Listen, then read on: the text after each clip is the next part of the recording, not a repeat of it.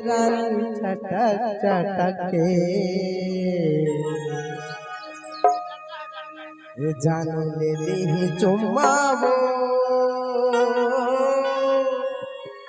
रानी चटक चटक के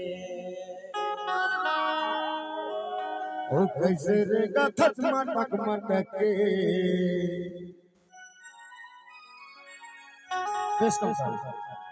ओ कैसे देखा खट पलट पलट के ए दुरे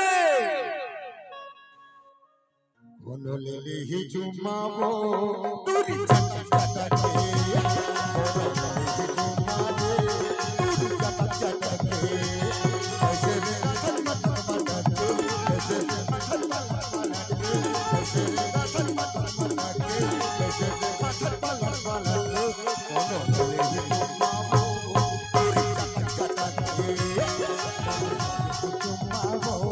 रानी चटक चटक के बोलो ले ली चुम्मा वो दूरी चटक चटक के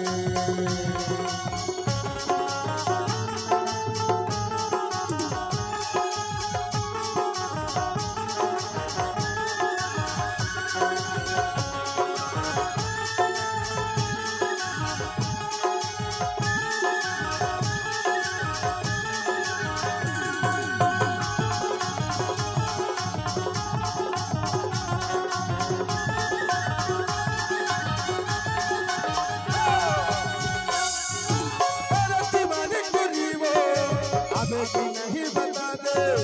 अरे दीवानी तुझी वो आवे तो नहीं बता दे